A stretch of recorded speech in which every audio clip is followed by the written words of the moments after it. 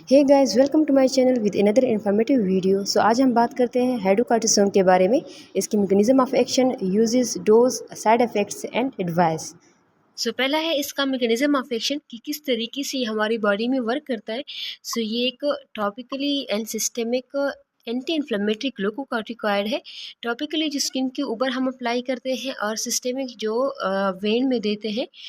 Anti inflammatory है, inflammation को सही करता है, डिप्रेस करता है फॉर्मेशन को, रिलीज को and activity of indigenous mediators of inflammation. Inflammation के जो इंडिजीनियस मीडिएटर होते हैं, इनकी फॉर्मेशन को, रिलीज को और एक्टिविटी को डिप्रेस करता है। ये इंडिजीनियस मीडिएटर कौन से हैं? तो इसमें आता है prostaglandin, kinase, histamine, liposomal enzymes and complement system. ये इंडिजीनियस मीडिएटर जो होते हैं, जब भी कोई फॉरेन पार्टिकल हमारी बॉडी के अंदर आता है या कोई इंजरी हो जाती है तो उस टाइम ये रिलीज़ होते हैं। लेकिन जब हम ये मेडिसिन लेते हैं हाइड्रोकॉर्टिसोन, तो इसकी वजह से इनकी रिलीज़ जो होती है, फॉर्मेशन और एक्टिविटी, वो डिप्रेस हो जाती है।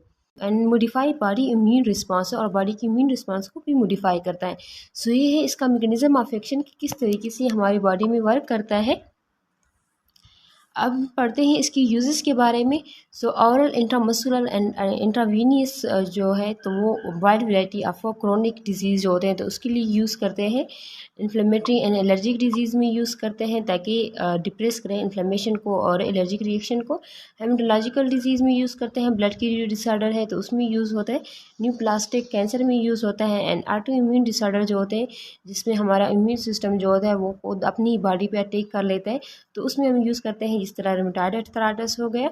एड्रेनोकॉर्टिकल इंसफिशिएंसी, अगर एड्रेनोकॉर्टिकल की इंसफिशिएंसी हो, कमी हो, तो तब यूज़ करते हैं। टॉपिकली जो होते हैं तो टॉपिकली इन्फ्लेमेशन में हम यूज़ करते हैं, कोई इन्फ्लेमेशन हुआ तो वहाँ पे हम अप्लाई करते हैं स्किन के ऊपर। एंड प्रोराइटिस, अगर खारिश हो रही हो कोई एलर्जी की वजह से या इम्यूनोलॉजिकल स्किन प्रॉब्लम हो, तो उसमें हम अप्लाई करते हैं। सो ये है इसकी यूजेस के बारे में।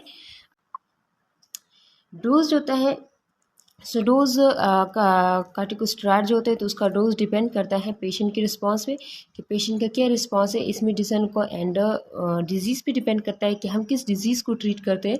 सो डोज जो होता है हर एक इंडिविजुअल के लिए अलग होता है, लेकिन जो यूजुअल डोज होता है, ऑरल डोज जो होता है यूजुअल, तो वो 20 to 40 मिलीग्राम पर डे देते हैं इन 1 to 4 डिवाइडेड डोज में।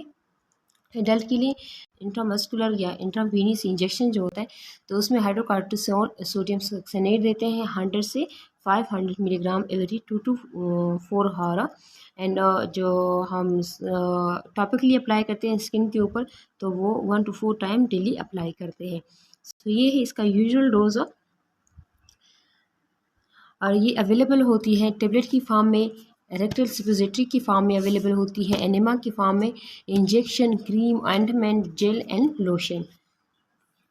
हम पढ़ते हैं एडवर्स इफेक्ट की, इसकी क्या क्या एडवर्स इफेक्ट है। सो पहला है कि फ्लूइड एंड इलेक्ट्रोलाइट डिस्टर्बेंस होती है, जिसकी वजह से पॉसिबल एडेमा एंड हाइपरटेंशन होता है। एडेमा हो जाता है बॉडी में वाटर की एक्युमुलेशन हो जाती है, एंड हाइपरटेंशन होता है, बीपी जो होता है वो हाई हो जाता है। हाइपरग्लाइसीमिया हो जाता है, ग्लूकोज की मिकदार ज़्यादा हो जाती है ब्लड में। ऑस्टियोपोरोसिस, बोन्स होता है बहुत ज़्यादा वीक हो जाते हैं और उसमें पोर्स हो जाते हैं, बोन फ्रैक्चर, मायोपैथी, मसल्स में पेन होता है, मेंस्ट्रुअल इरेगुलरिटीज़, मेंस्ट्रुअल साइकिल जो होता है फीमेल में तो वो इरेगुलर हो जाता है। बिहेवियरल डिस्टर्बेंस होती है एंड पुअर वुंड हीलिंग होती है, जब भी कोई जख्म लग जाता है तो वो जल्दी से हील नहीं होता। ऑकुलर कैटरेक्ट होती है, आई में जो आई लेंस होता है तो उसके ऊपर एक पर्दा आ जाता है, जिसकी वजह से ब्लड विजन होती है।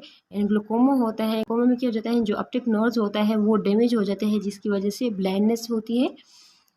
अरेस्ट ऑफ ग्रोथ जो होता है वो रुक जाती है, चिल्ड्रन में, बच्चे में जब इस्तेमाल करते हैं तो उनमें ग्रोथ रुक जाती है। हार्सिटिज्म होती है, वॉइस चेंज हो जाता है, एंड कशिंग लैक सिंड्रोम होता है। तो ये है इसकी एडवर्स इफेक्ट। हम देखते हैं कुछ एडवाइस के बारे में कि मेडिसिन इस्तेमाल करते वक्त हमें किन बातों का ख्याल रखना होगा।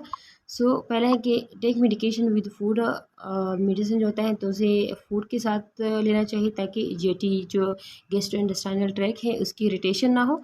हमारी खुराकी जो नाली है तो उसकी इरिटेशन ना हो। डू नॉट डिसकंटिन्यू सडनली, अचानक से हमें मेडिसिन को छोड़ना नहीं चाहिए क्योंकि इसकी वजह से विड्रॉल सिंड्रोम हो सकता है। डायबिटिक पेशेंट मॉनिटर दियर ब्लड ग्लूकोज, डायबिटिक पेशेंट होते हैं तो उन्हें अपना ब्लड ग्लूकोज होता है वो डेली मॉनिटर करना चाहिए। कैरी मेडिकल आइडेंटिफिकेशन कार्ड, और मेडिकल आइडेंटिफिकेशन कार्ड जो है तो वो हर वक्त उनके पास होना चाहिए।